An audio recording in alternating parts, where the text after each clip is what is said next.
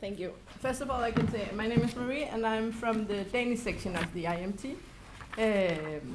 And our paper is called Revolution. Can be part of that. I promise to say. It's in Danish, so many of you will not understand it. But I think the question about Rosa Luxemburg is not something, in my time, I don't remember we have ever discussed it. And I didn't know much about it before I started preparing. But I think it's a very important discussion also, because alongside Lenin and Trotsky, he was one of the main figures of the labor movement, of the revolutionary labor movement. And she was a very outstanding representative of Marxism.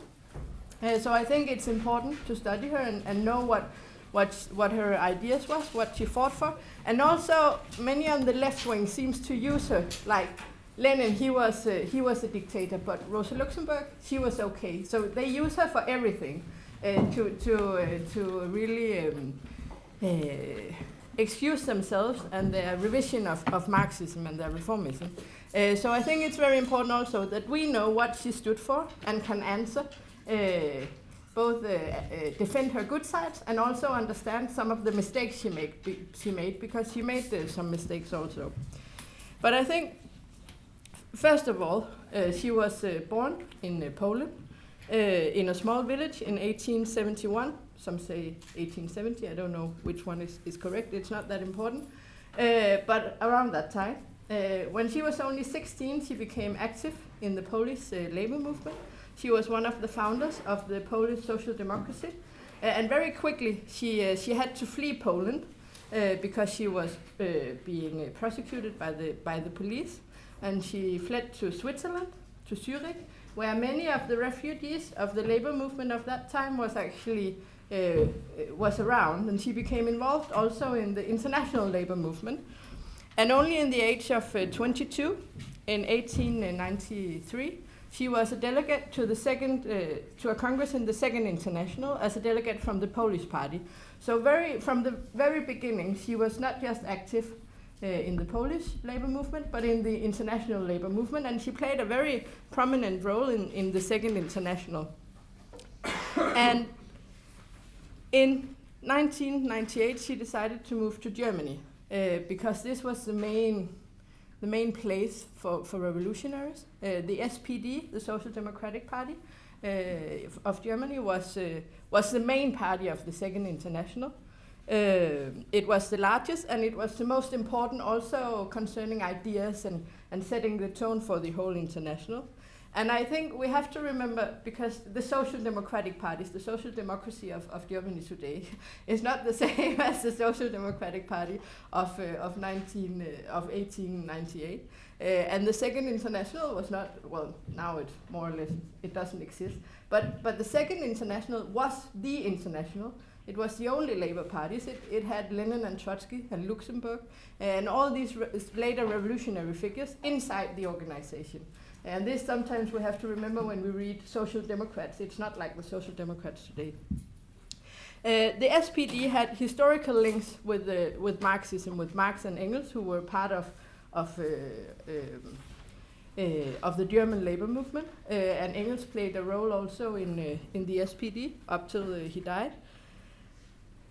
And they were considered as orthodox Marxists in the international. And they were looked at as ideologically leading. And it's clear that the industrialization in Germany in the latest part of the 19th century had created a militant and fresh working class. The economic crisis that erupted in the beginning of the 1870s created a strong move and made the SPD grow. And Bismarck, the leader of Germany, he tried to block this advance of the SPD by creating the anti-socialist laws, banning the social democracy. So they had to work semi-illegal for a period up until 1890. But they managed, even though they were illegal, to build up the party. And they came out when the anti-socialist laws were abandoned in 1890. They ended up being far stronger than they had been, and also being able to grow after this. when they came out of illegality in 1890, they had 100 to 150,000 members, which was a mass party considered if you look at the parties in the First International. And they also grew in votes. And by 1905, they had 385 members and 27% of the vote. So it was already back then a major force in Germany. They had, in 1930, 90 papers and magazines with a circulation of 1.4 million. So it was really a mass force in German society. They had 3,500 full-timers working for the labor movement, which is quite something that we doesn't have in front of us tomorrow, I would say. But it's also clear that this has some kind of conservative side. When you have to build up an apparatus, you have a lot of 1,000 daily tasks. I think you all know it. There are things you have to do. You have to collect the money from the paper sale. You have to write it down. You have to put it in the books. You have to do the accounts. You have to print the paper. You have to fold it. You have to. There is a lot of tasks that needs to be done, and they are absolutely necessary.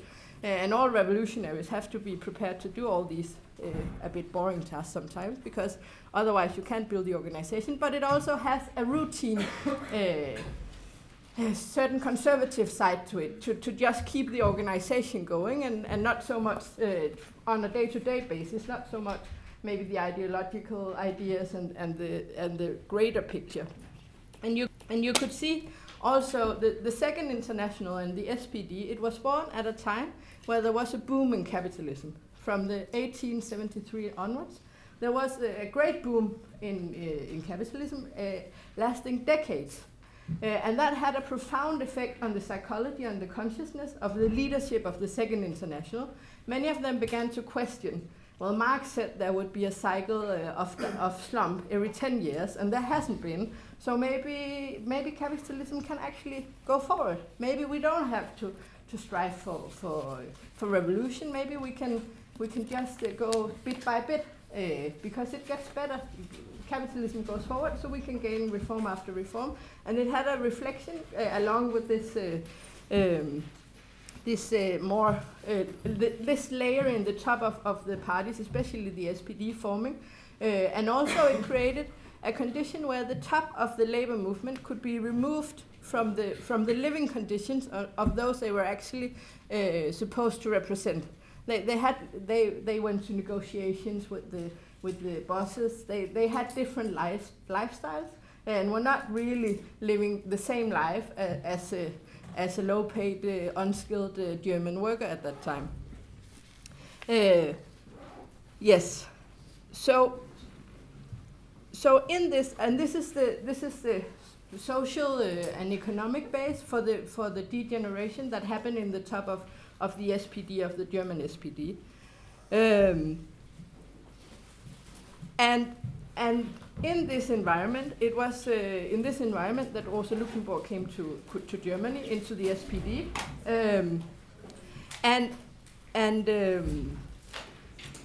And what was happening was they came out of illegality. They had this boom.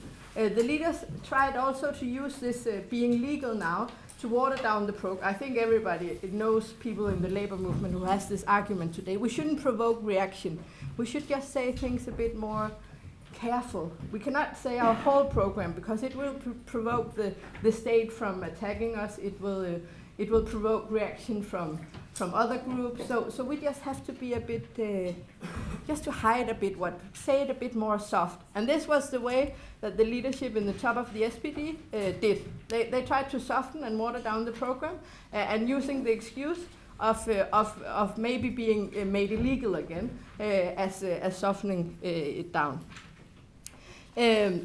But so this was clear that a degeneration was going on. But on paper, everything looked fine. In speeches, in articles, the party leaders defended the revolution, the fight for socialism, the class struggle, all these things that were written in the Communist Manifesto, they would say in the speeches.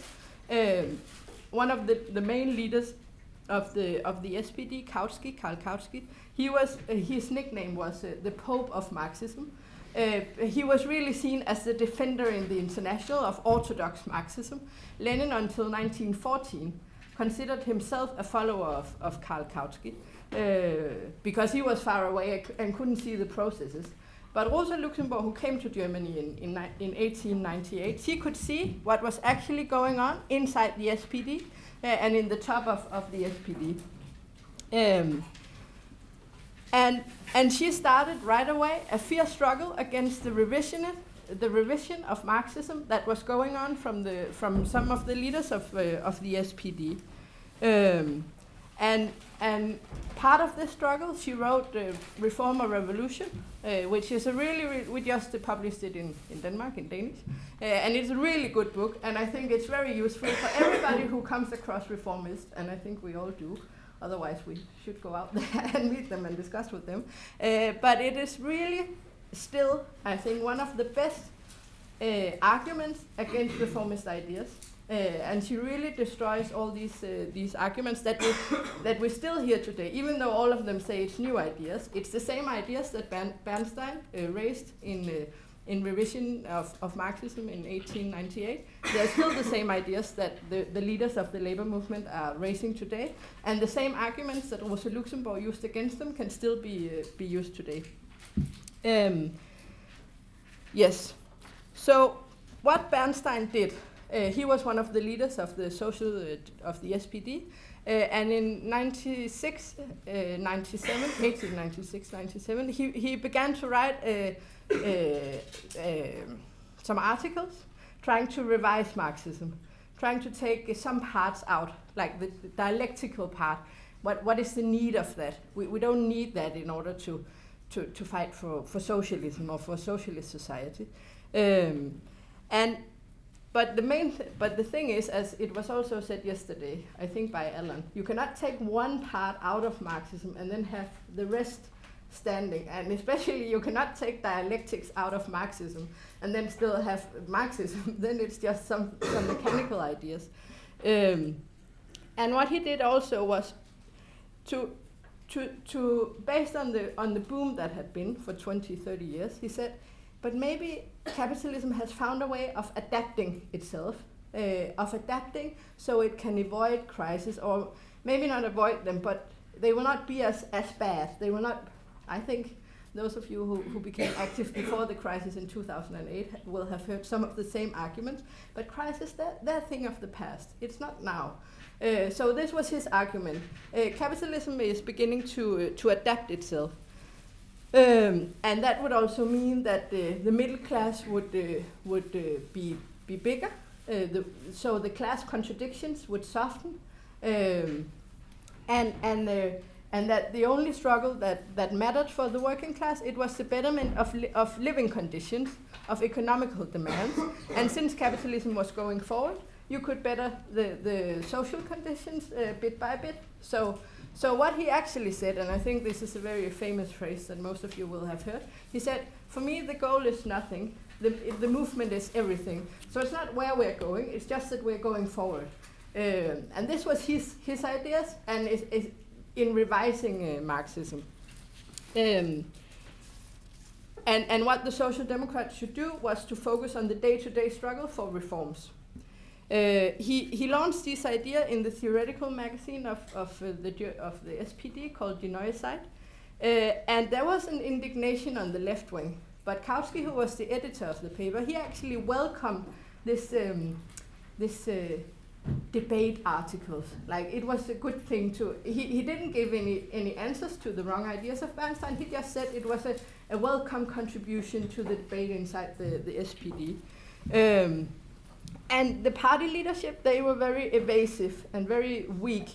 They didn't want to go into the debate. They just wanted it to just keep on going with the work. We don't have to take this theoretical discussion now.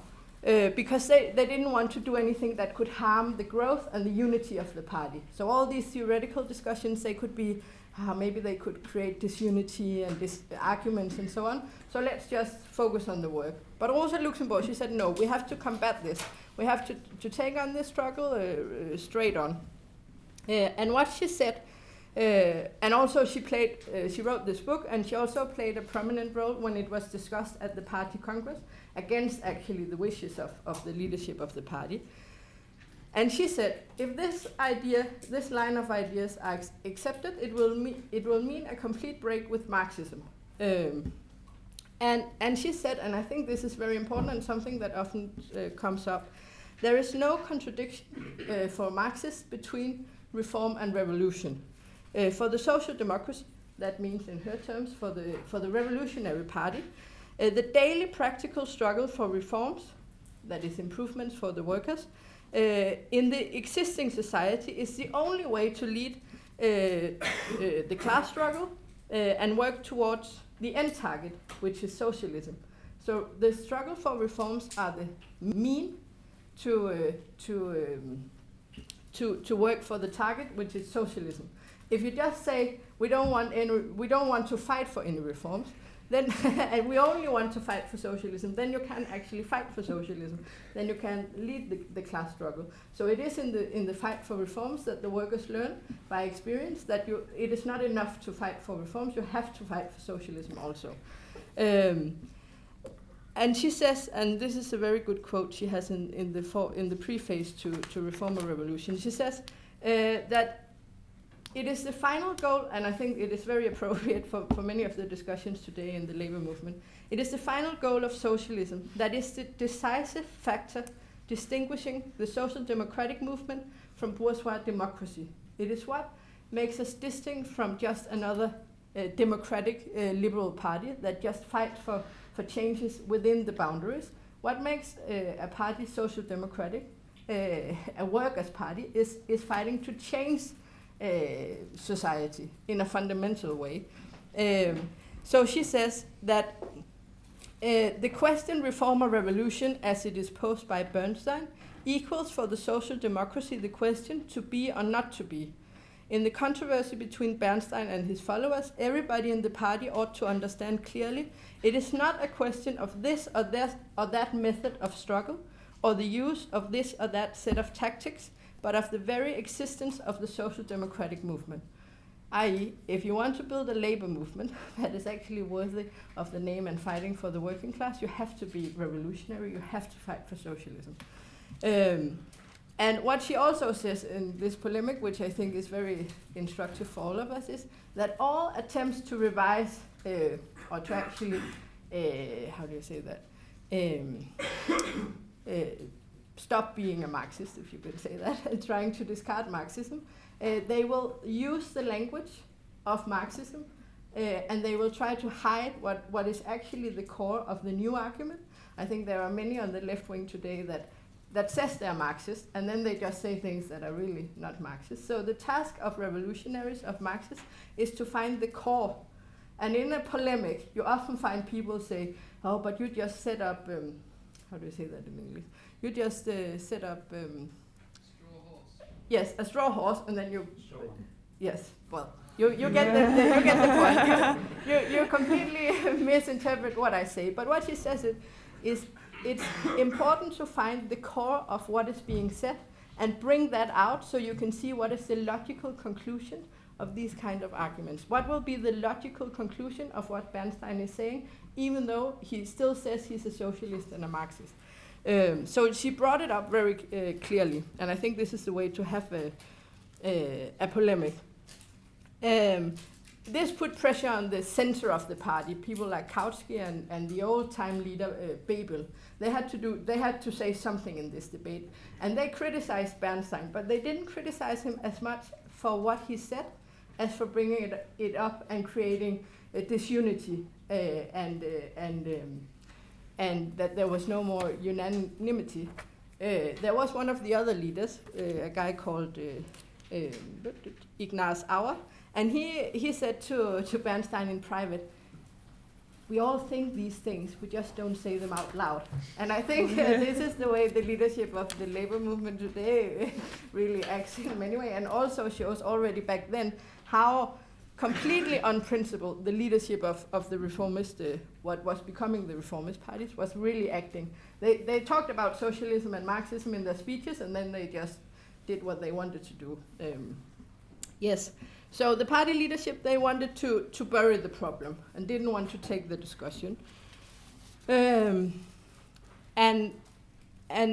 Rosa Luxemburg, she insisted of having this discussion, not just to win the vote at the party congresses, because the official Marxist line always won the vote of resolutions and so on over Bernstein.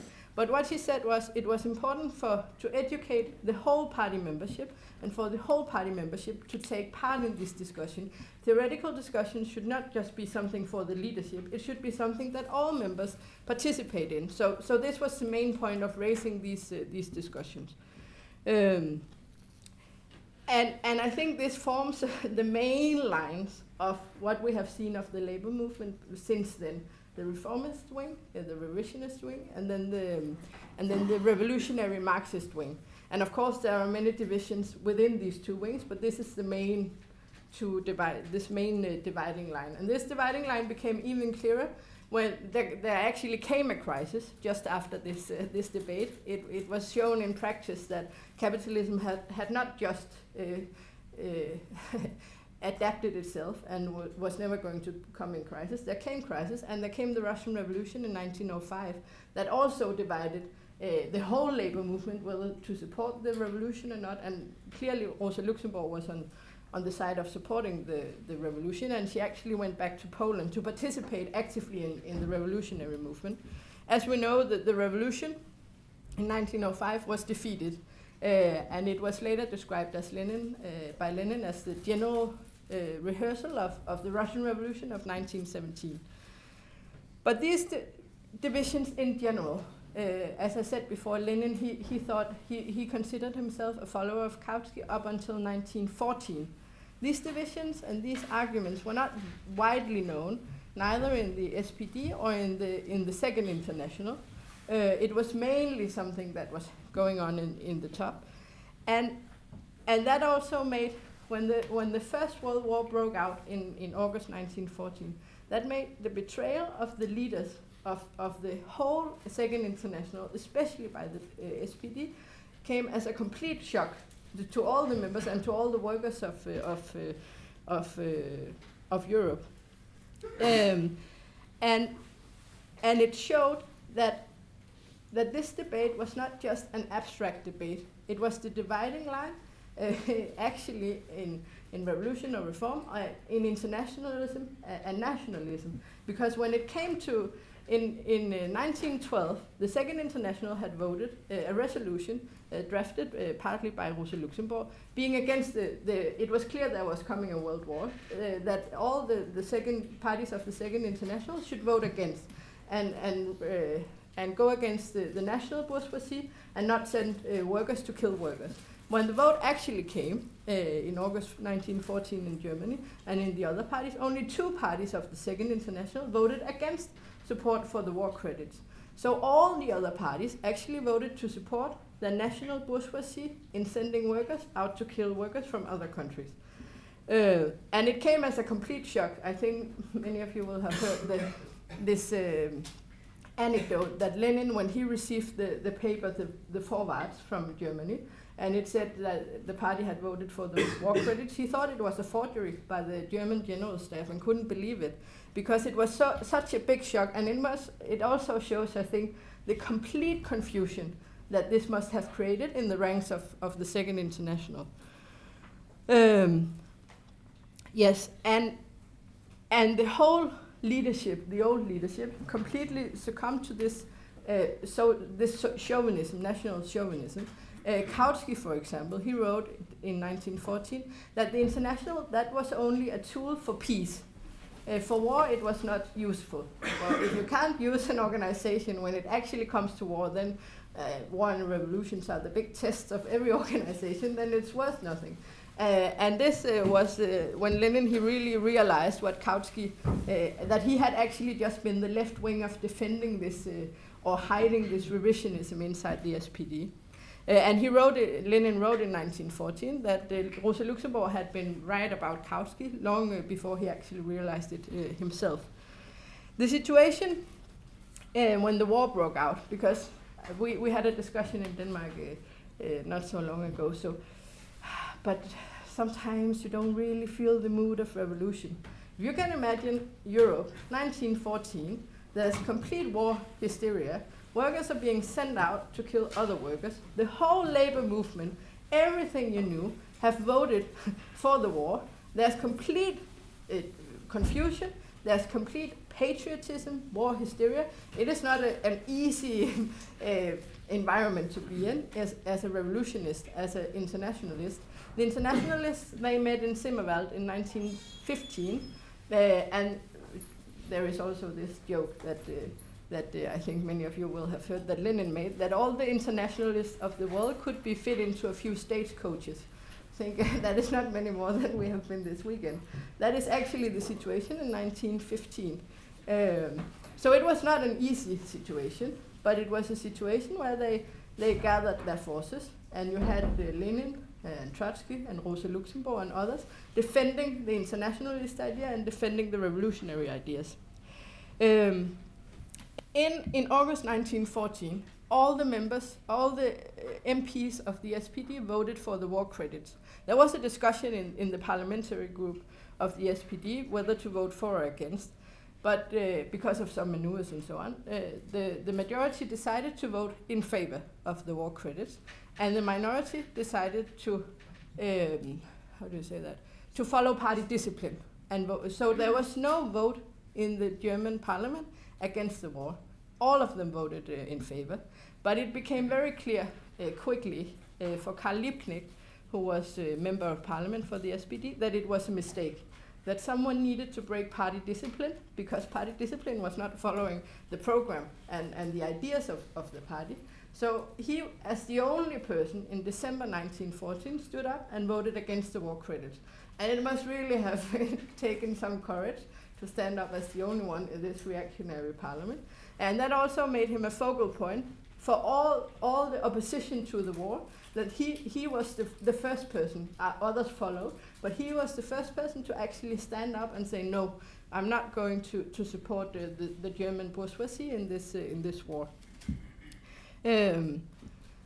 He and Rosa Luxemburg came together, and in 1916, together with the others, Klaus Zetkin, Franz Mehring, and others, they decided to form what they called the Spartacist League, and it was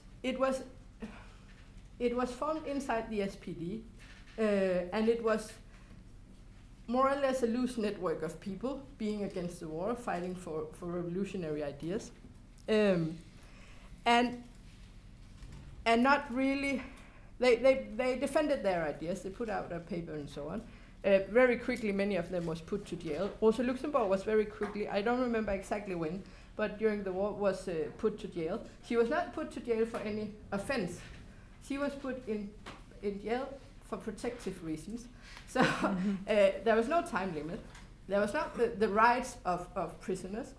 She never knew when to get out. She couldn't defend herself because she was not accused of anything.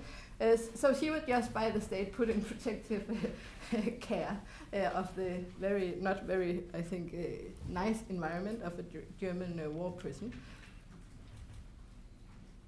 But of course, it didn't stop her from being politically active and writing articles and smuggling them out and so on. But of course, when all the leaders are put into jail, it makes, if you don't have an organization at least, it creates some problems.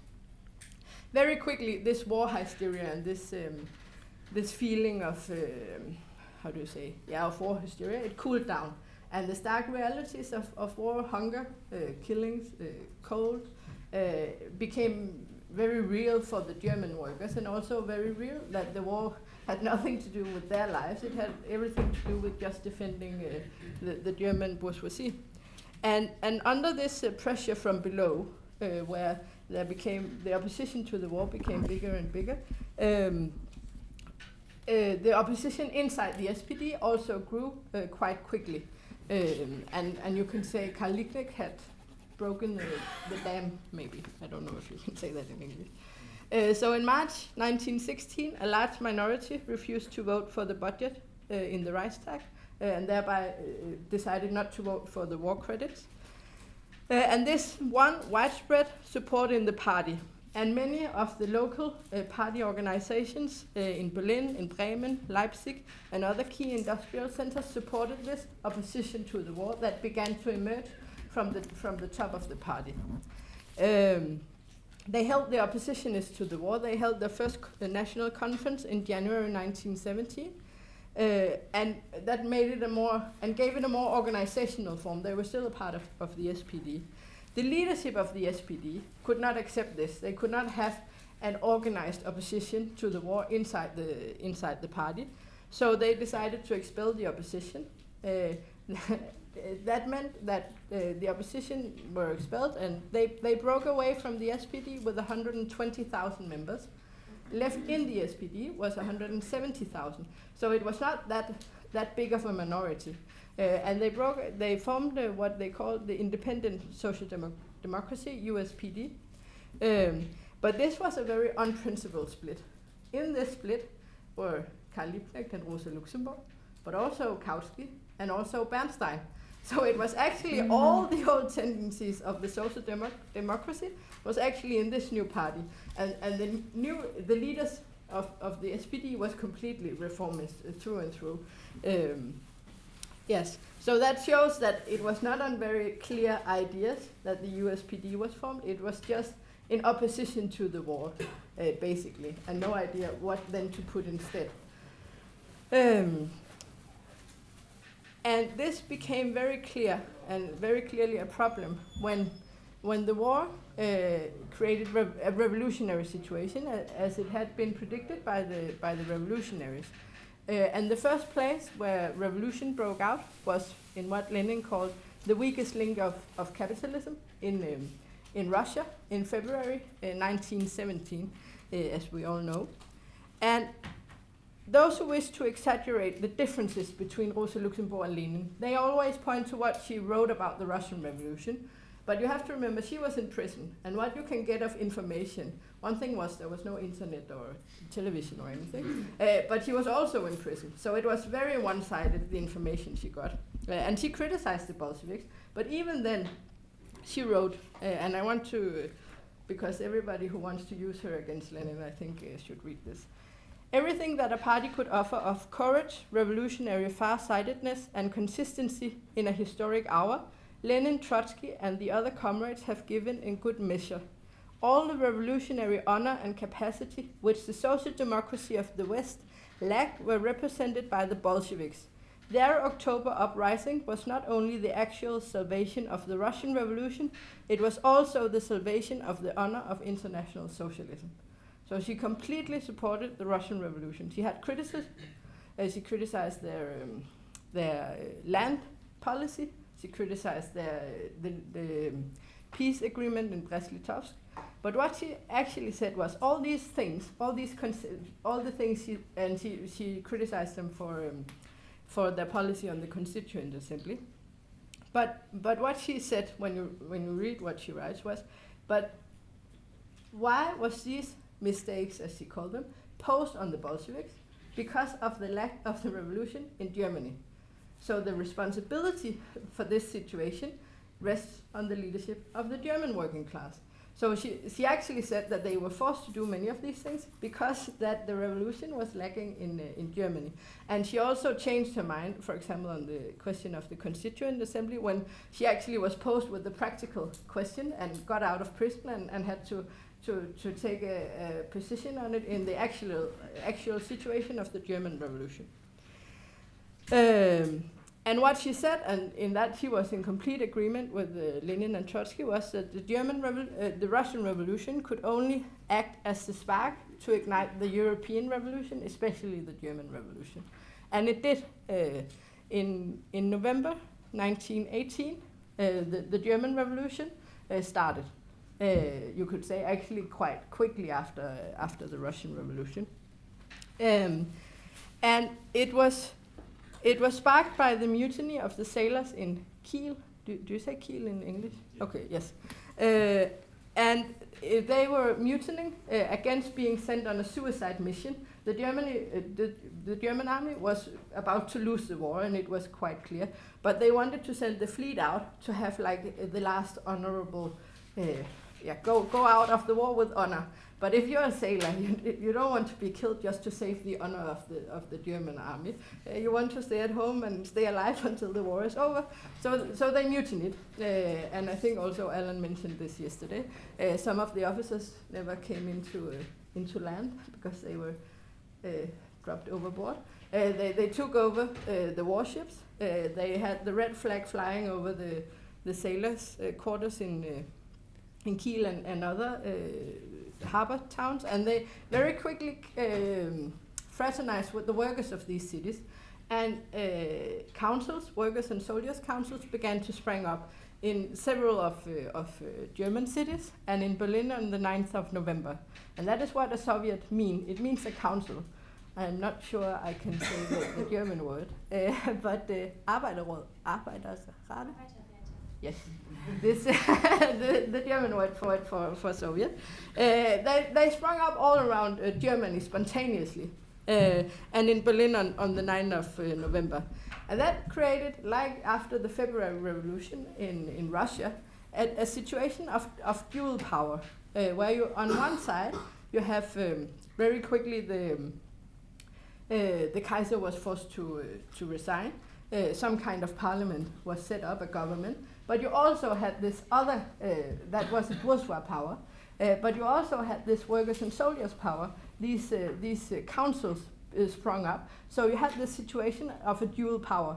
And that's a situation that could last for some time, but it can't last forever. One kind of power, the bourgeois power or workers' power, have to win in the end.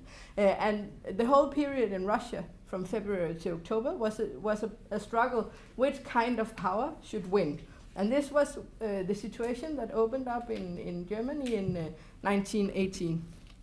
And the revolution freed Rosa Luxemburg from prison. And from the beginning, even though she had been really, it had not been easy on her in prison. She had been isolated and so on. But she threw herself into the struggle right away, into the revolutionary struggle. And in this period, as in Russia in February, the power was in the hands of the workers and soldiers of Germany, but they didn't know what to do with it. So, as in Russia, they gave it to the leaders they knew, mainly the leaders from the SPD, the old party of the working class, and also a revolution. It puts millions of people into, that is a revolution. Millions of people begin for the first time to participate in politics. And what do they go to first? They go to the organizations they know. So millions of people streaming into political life and looking for who to support. And many of them supported the SPD. And the SPD found themselves in a situation actually in the head of the government and in the head of the councils. A bit like the Mensheviks in Russia after some time. But it was also clear that they didn't want the Workers' and Soldiers' Council to take power. They wanted to defend capitalism. And that was clear from the beginning. That the now leaders of the SPD, Ebert, Noske and Scheidemann, they just had contempt for the workers. One of them was asked, I think it was Ebert, but he was asked if he supported a revolution, and he said, no, I hate it like the sin. So that was quite clear that he was not going to defend the workers in any way. But it was also clear that the revolution had just begun. This was not the end of the revolution, this was just the beginning, like in February 1917. And the USPD, the Independent Social Democrats, they were very confused. It is clear if you have Bernstein and you have Luxemburg, it's not, you don't have a clear line on what to do. It was very, very confused. It was a centrist party, i.e. a party going from reformism to revolutionary ideas, but it's not a stable thing. It can go each ways. It's not, and normally not a stable formation for long either. And so, yeah, they were confused. The only ones who actually had a clear idea what to do was the leaders of the SPD. They knew they had to try to maneuver themselves into taking control of the councils, and thereby suppressing the councils and securing the power of the bourgeoisie. Inside the USPD, we had the Spartacists. They had split with the USPD when they split from the SPD. They were a tiny minority. They were courageous. They were real revolutionaries, people who really wanted a fundamental change. But they were very young, very unexperienced, and very ultra-left because they had seen what the old organizations were like. So they had understood the significance of the councils. They could see what had happened in Russia, but they didn't understand how did the Bolsheviks, how did the Russian Revolution develop from February until the workers' councils, the Soviets, actually taking power. It was not the first thing that happened after February that the Soviets took power. It was the final thing, if you could say, of ending the revolutionary period. So they were very confused, very ultra-left. For example, in Dresden, a big city of Germany, they decided to leave the council because the council had a majority from the SPD. And so they just withdrew, a bit like the Bolsheviks did before Lenin came back from exile. And they just said that the leaders of the SPD and the USPD were betrayers of the working class. Their talk about a national assembly, that was just a scam, so you couldn't participate in that. And it was clear it was an attempt to secure bourgeois democracy in Germany, but as in Russia, it was something that aroused the millions of workers, and what the Bolsheviks did, and what they should have done in Germany, the Spartacus League, was to patiently explain and show in practice that the only way to secure the workers taking power and the soldiers taking power was to take, like the slogan in Russia, all power to the Soviets. But you have to patiently explain this and connect it with the living experience of the working class during the revolution itself. You cannot just discard anybody who supports the SPD or the USPD leaders as traitors to the working class. Yes, so this slogan of Lenin, of patiently explaining and connecting to the consciousness, was really not something that the majority of the Spartacists had understood. But it was also clear that even those who supported the SPD was moving to the left. The SPD maneuvered to call to have a majority at the National Council of the Workers' Councils on the 16th of December 1918. They had maneuvered because they were the only ones who were really organized to get the majority. But this I think shows the potential and the radicalization. This Congress, with a majority of members from the SPD, passed resolutions by big majorities demanding abolition of the standing army, an establishment of a people's militia. All badges of rank should be removed. Officers should be elected, and you should have the right to immediate recall.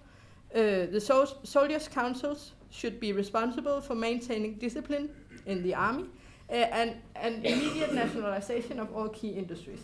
This is not a traditional program of the social democracy, and it was certainly not the program of the leaders of the SPD.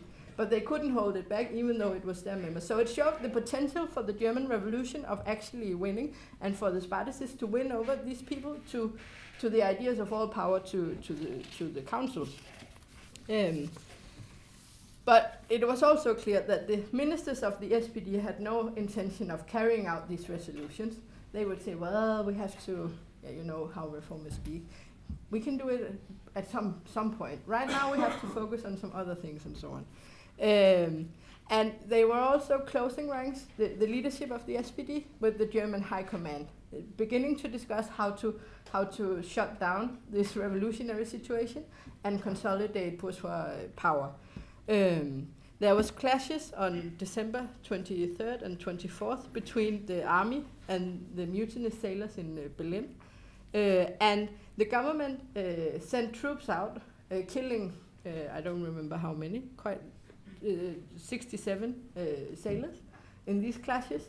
It had happened before, but this time the USPD, who was also part of the government, decided to withdraw their ministers from the government. And it created, you could say, it became more clear the responsibility of the SPD as the sole party being responsible for the government. And it would, if it had been used correctly, been easier to expose the leaders of the SPD for sabotaging the revolution going forward. Yes, inside the USPD and with the Spartacists, also the mood grew that something needed to be done. They needed to create an organization, not just a loose network. They needed to create the German Communist Party. Many of the members of the Spartacus League said. So in the end of December, on December 29, they hold a congress, the Spartacists, and decided to form. First, they put pressure on the USPD leadership to call a congress of the party, and it was clear if they had done it, the Spartacists would have had a majority.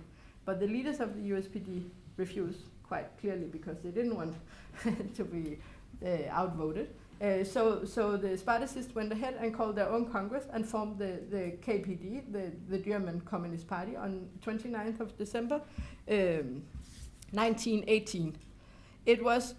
There was 127 delegates, and it was mainly very young people, very enthusiastic, very revolutionary, but also very ultra-left.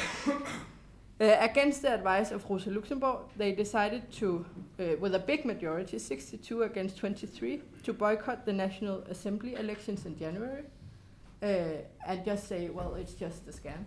We should just focus on the councils, instead of taking advantage of this opportunity of going out to all the workers. And there was a discussion, and Rosa Luxemburg and Karl Liebknecht, they managed to postpone a decision on the question, but it was clear that the majority of the Spartacists, they were so ultra-left that they didn't understand the need to work in the trade unions. They wanted just to leave the trade unions because they were reactionary. And even though that the trade unions, before November, there had been 1.5 million trade union members, at the end of December 1918, there were 2.2 million, and by the end of 1919, there were 7.3 million. So you could see how, in millions, the workers moved into the trade unions because they needed organization. And the trade unions are the most basic organization of the working class. But the Spartacists, they couldn't see this process. They could only see the leadership of the trade unions, so they didn't want to participate in this. Even though they didn't take a decision on the question on the Congress, during the Congress, there was negotiations with what was called the revolutionary shop stewards of mainly Berlin. And they were people who were elected at the factories, shop stewards, who were revolutionaries, who was in the USPD, but who were discussing with the Spartacists whether to go with them in forming the Communist Party. And the problem with the Spartacists was they didn't have a lot of people out who had real contact with the workers of Germany, with the workers of Berlin, and that is absolutely necessary. So it was really important for them to win these revolutionary shop stewards. But when they saw the ultra-left attitude of the members of the Communist Party towards the trade unions, they said, we can't be a part of this. We're going to stay in the USPD. So the Communists was formed without this very important group representing the Berlin workers. It was clear that the revolution was still going on, but it was also clear that CounterRevolution were beginning to feel that it was time to strike back, try to test the forces, and that they were probably stronger than the revolutionary side at this moment. So they tried actually to do a bit what happened in Russia also in July. They tried to provoke the most radicalized section of the workers of Germany, the workers in Berlin, into a provocation, like the July days of Russia. The spark, if you could say that, was they said they wanted to fire who was the police chief of Berlin, Eichhorn, he was called. He was a member of the USPD, and by the workers he was seen as one guarding the Berlin working class, that he was in this position, even though the SPD ministers had withdrawn from the government, that was a security for them. So it was clear, and it was clearly a provocation to the workers of Berlin.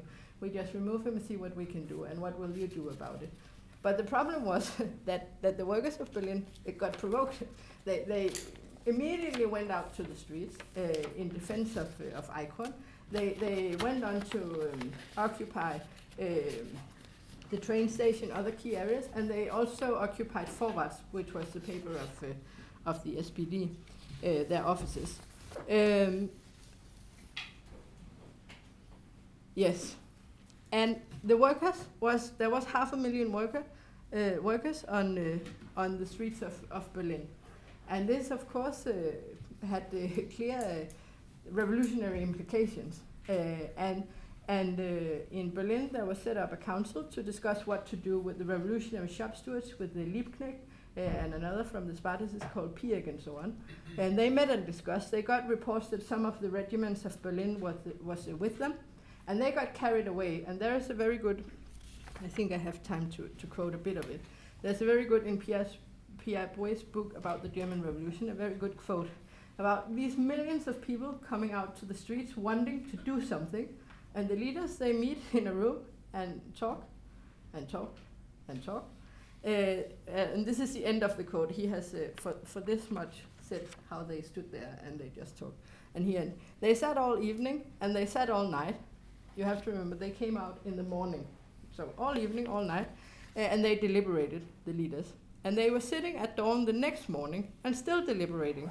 The groups came back to the Siegesallee again, and the leaders were still sitting and deliberating. They deliberated and deliberated and deliberated. So you have 500,000 workers on the streets of Berlin, and the leadership has no idea what to do. So they can't give any lead, so people go home. They come back the next morning, and there is still no lead on what to do. They want to make a revolution, and nobody, you can't just be 500,000 people deciding on what to do. You have to have somebody to give a lead, and there was no. The leadership of the KPD, the Centrale, had asked the Bolsheviks in July, could see that this was a provocation, and could see that if the Berlin workers actually went to take power, they would be isolated from the rest of Germany, and the army would be brought in, and they would be crushed. So what they said was, like the Bolsheviks did in July 1917, was, if the workers go on the street, we will go with them, shoulder to shoulder, but we will also explain that it's not time to take power yet. We have to make a retreat and win the whole population, or the majority of the Russian workers and peasants, which they did in October. So to go with them, but also to explain that because the working class is not unanimous in being radicalized at the same time.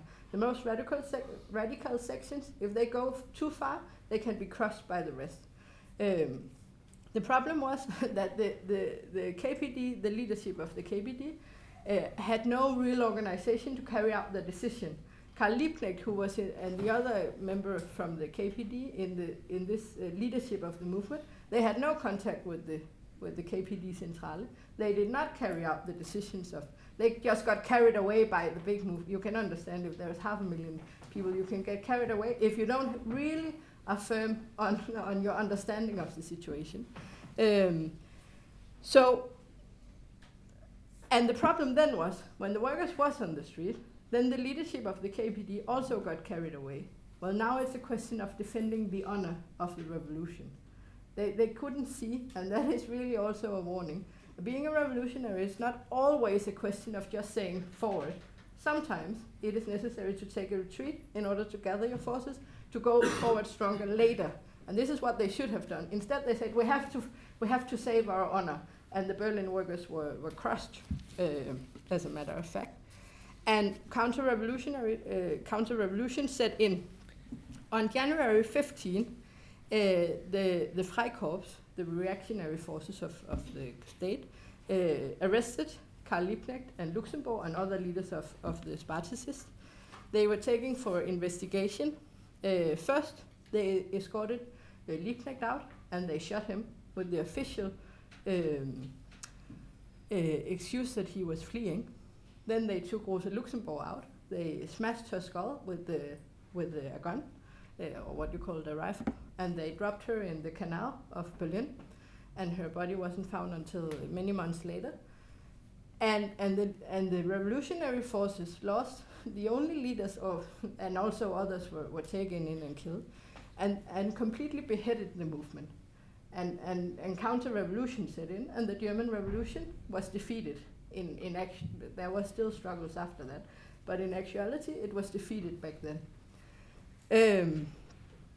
And this was, and I think this is the main lesson, and I want to go further into this, that There was also attempts in 21 and especially in 23 of a German revolution, but they failed because the leadership of the German revolution didn't understand the necessity of building a Bolshevik revolutionary organization.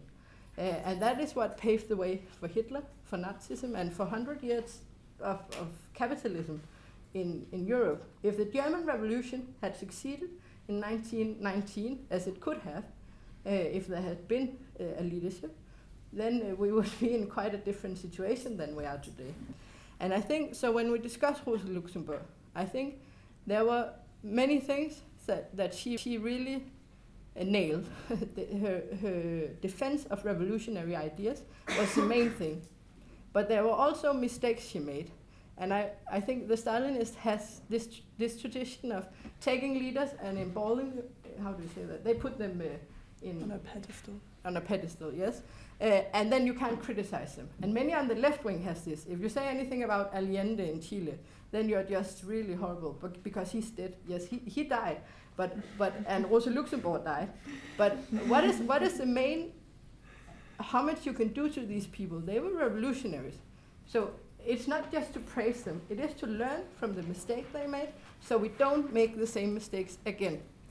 And one thing is, you can have some of the theoretical things that Luxemburg and Lenin disagreed on the national question, the question of accumulation of capital, and so on. That I think Lenin was right and Rosa Luxemburg was not right on these questions. But the main thing, and the main lesson I think we should take from this is, her great mistake was not building a Bolshevik cadre organization in time. You cannot create an organization in the middle of the revolution. The revolution broke out in 1918, November, and the Communist Party was formed 2 months later than the revolution broke out. Already back in 1903, when Lenin had wrote What is to be done about how to organize an organization, she criticized him for being too centralist, for being putschist, how do you say that? Well, to support coups, not focusing on the mass movement. She wrote this, what is the English title? Mass struggle? Mass strike, yeah. Yes. Focusing on the spontaneous activity of the working class and of the masses. And you can understand why she focused so much on it when you look at the leadership of the SPD and how bureaucratic and reformist they had become. But then she just never formed any organization around her ideas. She never built a cadre organization inside the SPD, which she should have done. Partly because she didn't understand it, I think, and partly because she was afraid it would split. And probably it would have split. If you start to build, I think all who have worked in other organizations will know this. If you start to build, I have learned quite a hard lesson. If you try to build a revolutionary Marxist cadre organization within the broader movement, then you are a threat. And then at some point there will be a split.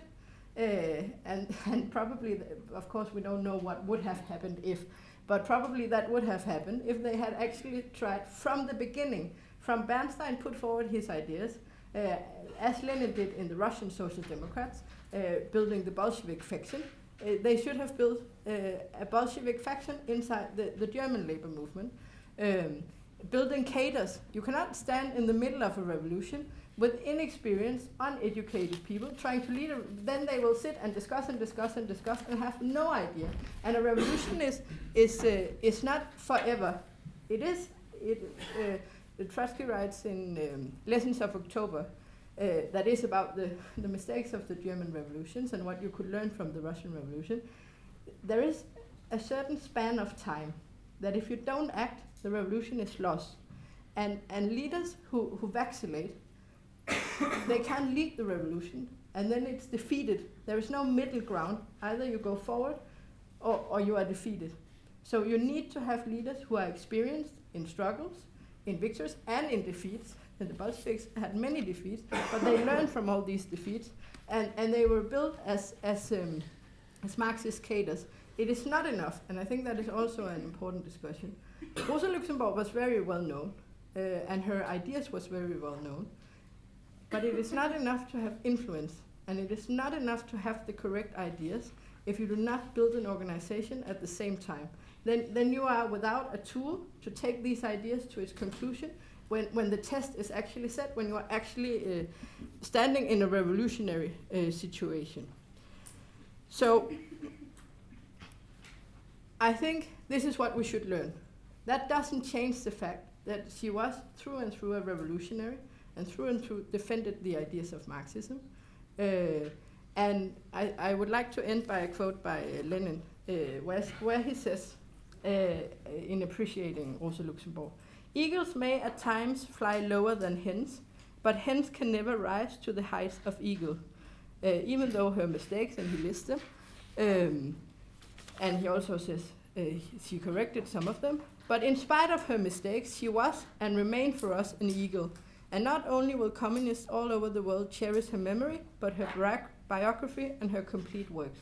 So I think this is our attitude to Rosa Luxemburg also. Thank you.